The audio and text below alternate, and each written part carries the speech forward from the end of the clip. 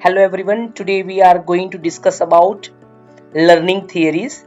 There are many learning theories, but we are going to discuss only three learning theories: operant conditioning theory, classical conditioning theory, and social learning theory. Let's discuss it one by one. Let's start with the operant conditioning theory. So, operant conditioning theory, also known as instrumental conditioning, is a learning process in which behavior is shaped and maintained by its consequence.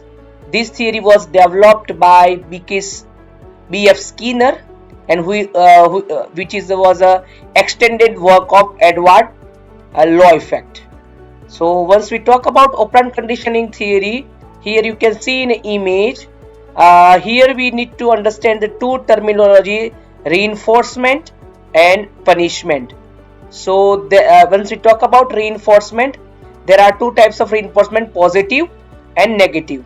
So positive reinforcement is the favorable events or outcomes that are present after the behavior, and negative reinforcement where the removal of an unfavorable events or outcomes after the display of a behavior. And punishment, positive punishment by application present an unfavorable event or outcome in order to weaken the response it follows. And negative punishment by removal occurs when a favorable event or outcome is removed after a behavior occurs. So in short, if we understand, then behavior is a function of its consequence. So our behavior process certain consequence, and how we behave in the future will depend on what those consequences are. So operant conditioning theory emphasize on that part. And if we move further, then let to understand what are the key concepts. Here two terms, right? Reinforcement, positive and negative. So positive reinforcement means adding a pleasant stimuli to encourage behavior or giving reward for good performance. And negative reinforcement, removing an unpleasant stimuli to encourage behavior. For example, reducing workload when employee perform well, right? So that is negative reinforcement. Second is a punishment. So there is a two types of punishment, positive and negative. What is there in positive punishment? Adding an unpleasant stimuli to reduce behavior. For example, giving a warning for poor performance, right? And negative punishment, remove a pleasant stimuli to reduce behavior, taking away privilege for misconduct. Sometimes we know that a company has to introduce the punishment, but in both aspects, positive as well as negative.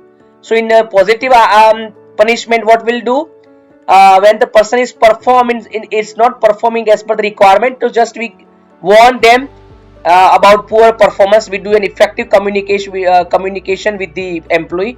Whereas in negative punishment, we take action, and whatever the maybe some privilege or some benefit given to them, maybe because of their misconduction, we can take away it, right? It removed whatever the given, right? So this is reinforcement.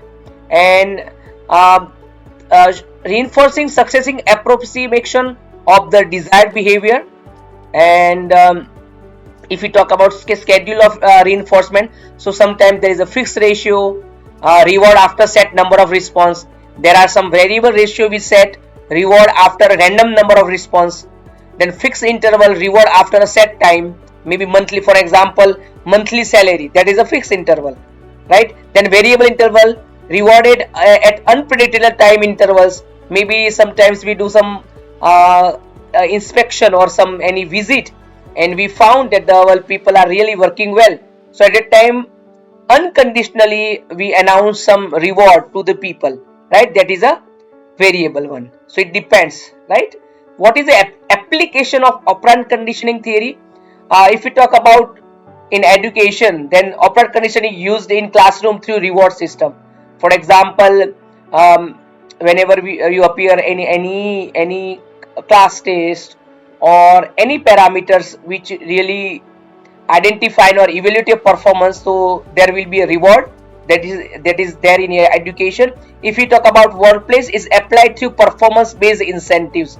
For example, if we talk about the you are a VP marketing and you have a sales manager, area wise sales manager, and as per the target they perform well, or even they better perform whatever the target are decided.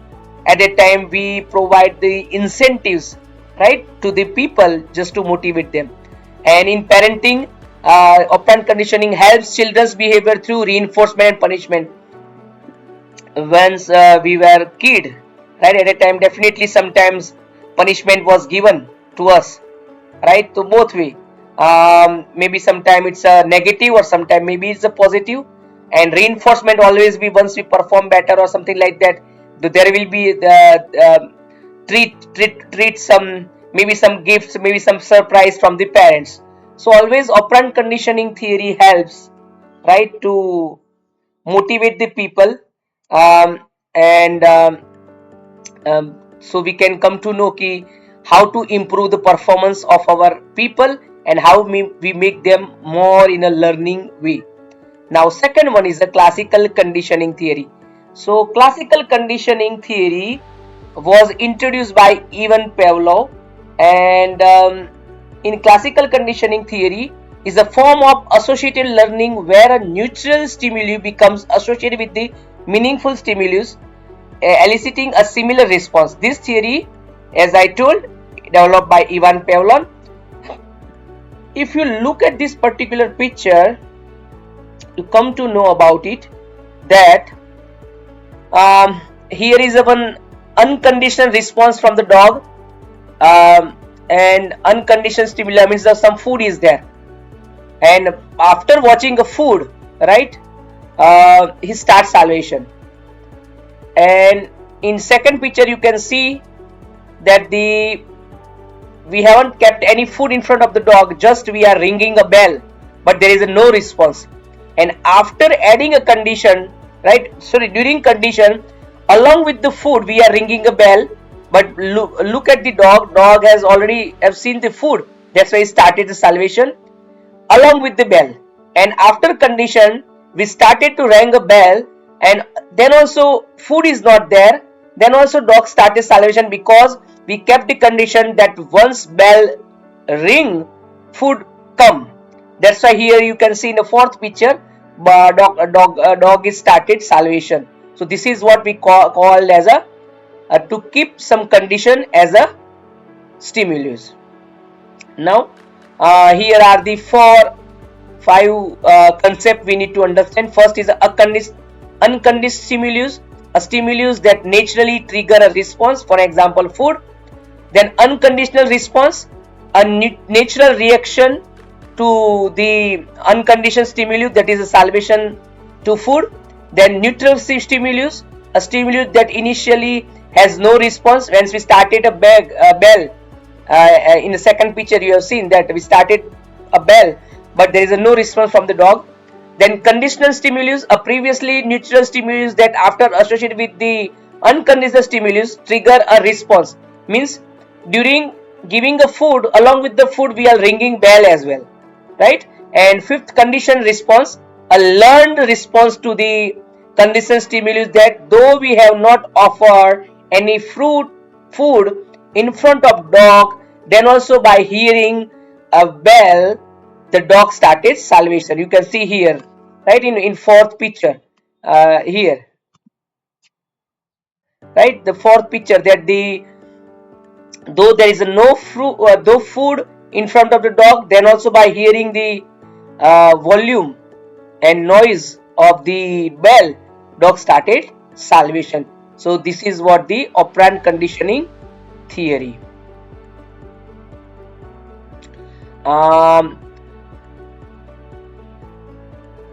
Sorry. Now let's start with the third theory, that is a social learning theory. So social learning theory emphasizes that people learn behavior through observation, imitation and modeling rather than direct reinforcement alone. So Albert Bandura introduced this theory of social learning. So social learning theory focus on three parameters, that the behavior of individual environmental factor, and personal factors. So main important is that observation. So we do a learning by watching and by sharp observation. Then also we learn from the demonstrating behavior of others. That is what we call the society. Then we reproduce the observed behavior, right? That is called imitation. Once I learn something from others, then definitely I apply it in my behavior, and I start to act in that particular way. And vicarious reinforcement, learning through the consequence of other actions, right? For example, I have seen that I'm working with my team, my colleague, and because of the good performance of one of my colleague, that colleague is rewarded. Then also I look at his performance and I identify, okay, because of the good performance, company has rewarded, let me hard work, let me do involve in the work, and let me do a better performance. So that is all about social learning. So our attention, retention, reproduction, and motivation is a process of observational learning, because social learning is all about your sharp observation. So if we pay attention, we remember what we observe, we reproduce whatever we learn according to their capability, and we apply, and we keep motivating to earn more or to get the reward. That is observation learning process.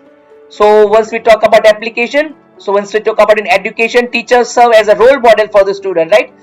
Teachers, from starting to the school to the higher education, we influenced by our teacher, right? So that is a social learning theory, because teachers are the part of the society. Now media influence, as we know now, though we do not know the person one to one, but because of the various social platform, we imitate the behavior been seen in movies or maybe in reels, any videos, anywhere, right? When organizational behavior, employee learn work cultural and skill through observing senior staff. What do you mean by here? Organizational behavior means what? Overall people who are there in your upper level management, we look at them, we influence by them, we learn from them. And parenting, if we talk about parenting, children imitate parents' behavior, language, and attitude. And sometimes we can say that our education and our learning first start from our home, because once we born and how we brought up, what we look at our families, parents, grandparents, siblings, family, friends, and from that we get lots of learning, and it's also reflect in our behavior. So overall conclusion, if I talk about these all three theories, that operant conditioning explain learning through consequences, classical conditioning theory explain through association, and social learning theory explain learning through observation.